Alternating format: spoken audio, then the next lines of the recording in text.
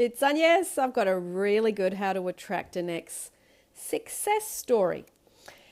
So it's from Elle, and it goes like this. I don't know how I can ever thank you for sharing Neville's message with the world. You have helped to change my life forever, and my gratitude is never ending. A few months ago, my boyfriend and I broke up because I was being too needy and insecure. Like so many others, I was desperate to have him back and started a web search when I came across your YouTube channel. I think I watched every video you made and quickly found out I was basically doing everything I shouldn't do if I wanted a loving and committed relationship. I was stalking his social media pages, suspicious of every female or follower. I don't know how I didn't create a third party with all my doubt and negative feelings. I must have found you just in time. LOL. I had constant thoughts he didn't love me. I was just being used. I wasn't wanted. I wasn't important, and on and on and on. I started doing your meditations to get your ex back while he was still texting occasionally. We were not on good terms. Then I listened to another video of yours that gently scolded people for doing all the get him stuff back and ignoring the self-love. So I started doing 3 self-love sessions for every one get him back activity, and it worked. As I felt my neediness start to subside, he started contacting me more, and we were almost back to where we were before the breakup. This took about 2 weeks. I was so happy I stopped all the self-love because I obviously was fixed. Haha. It didn't take long to figure out that I was not fixed. I had used the techniques with the end goal of getting him back and completely missed the real message you are sending.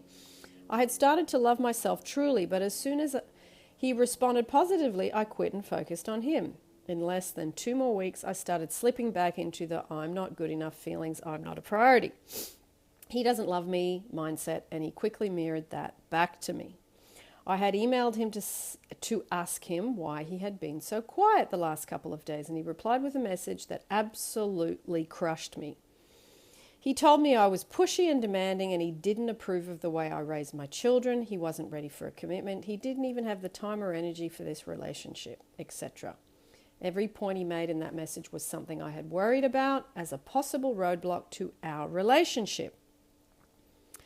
I had never mentioned a single one of these fears to him, but here he was mirroring each and every one of them back to me. This message and the coldness from which it was delivered was totally out of character for him.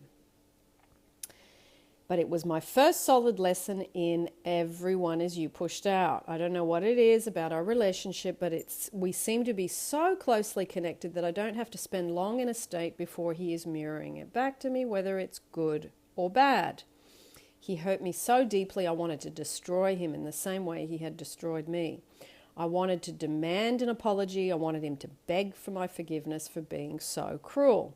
But the more I studied everyone as you pushed out, I realized I was the one who needed to apologize to myself. I was the one that created this scene. I gave him his part and he played it flawlessly. He didn't leave a single thing out. How could I be angry with him when he was only doing what I had told him to do? I forgave myself for my creation and deleted the message so I wasn't tempted to keep reading it over and over. I allowed myself one day to wallow in self-pity before I started watching your videos and reading Neville's works. I forgot all about getting him back. I had so much inside me I needed to fix before I could think about working on bringing him back in my life. For 1 entire week, I only worked on loving myself. I told myself I am wanted, I am secure, I'm important, I'm a priority, I am loved, I am beautiful, and people love to be around me. At first, I felt nothing. But after a couple of days, I started to really feel the love inside me. My heart area would get warm and I would smile the same way I used to when I got a sweet text or an email from him. I didn't need as in big letters, to get the love from him. I had it all inside me already. After 5 to 6 days of nothing but love for me, I woke up one morning so very happy. I realized I didn't need him to need me. Oh, it was such a sense of relief, like this huge weight had been lifted off my shoulders. I was happier than I ever was when our relationship was at its very best, and I finally knew true self-love. For me, it's a deep knowing that I will be fine with no one else in my life because I am the source of my love and positive feelings. That doesn't mean I didn't still want to be with him. It means I didn't need to be with him to be happy and loved. I think so many of us are afraid to take that step and release our specific others because it feels like if you're giving up. But don't be afraid. It's one of those most beautiful things you can do for both of you. He was no longer on the receiving end of my neediness, and I was finally free from the constant stress of worry and need. Best of all, I came to know that I am beautiful, I am wanted, I am loved, I am secure, and I am all sorts of other wonderful things because I am God. I am happy simply because I am happy. It's nothing outside of me. Happiness is inside of me. That day, I started getting all sorts of social media friend-follower requests. Some people I knew, others were strangers, but the requests continued. I saw that as I changed my inner beliefs, my outer world was mirroring that change. I am wanted by all sorts of people, even those who don't know me. Ha. I was sitting on the couch that Saturday evening and I got 4 text messages from 4 different men asking me out on dates. The really strange thing is each person had the same name as my specific person. He has a very common first name. Keep in mind, I still had not done one single meditation, affirmation, or magic spell to get him back. I wasn't begging God to bring him back to me. I wasn't doing anything about him. This was all about me. The next day he messaged me a joke. I took a little while to reply and kept everything friendly with no pressure. I still didn't initiate any contact with him. I just casually replied to the messages he was sending me. I was doing my self-love work, and while I was thankful that we were communicating, I still did nothing to restore our relationship. Over the following week, he became more affectionate and reached out to me daily. First thing in the morning, I would start saying, I love myself, I love myself, I love myself, over and over, in the shower, while I was getting dressed, during my commute to work.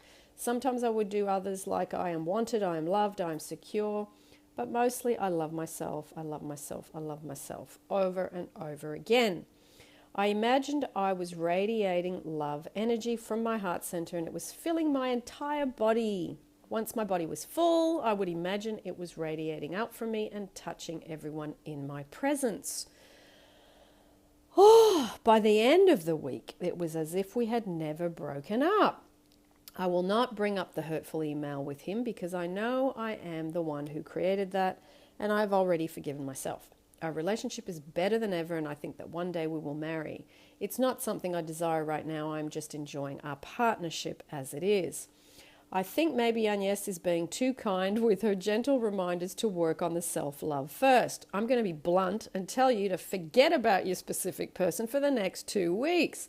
You, in big letters, are the one that needs the fixing. He or she is only showing you what you are sending out to the world. If you have a rock solid foundation of love for yourself, it will be like trying to build... No, if you don't have a rock solid foundation of love for yourself, it will be like trying to build a house on the sand.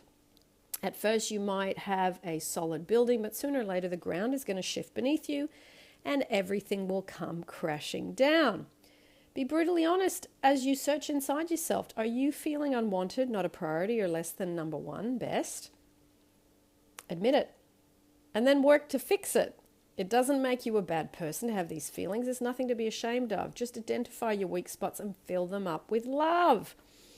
The sooner you get to the bottom of your problems, the sooner you can fix them and live the life you desire, and more importantly, the life you deserve. Woohoo! Don't do the self-love because you think it will get your person back. You are coming from a place of desperation and neediness when that happens.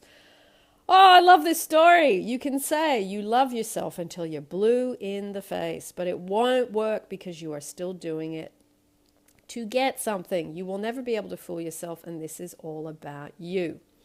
My last bit of advice is to never, in big letters, stop the self-love. I don't do it every waking second now, but I do continue it through my mornings. Quiet times at work while I'm walking my dog, and with every step of my evening runs. As I go to sleep, every night I think I am. My sleep is sound and I wake up happy and refreshed. Life keeps getting better and better because I know without a doubt I am. Woohoo! That's a beauty! Fantastic. Thank you for writing that, Elle, and sending it to us. So I'm going to put the rest of the success stories, the whole playlist down below for those of you that are new, that have missed some of the other ones. And love the self-love in that story. It's brilliant. Talk to you soon.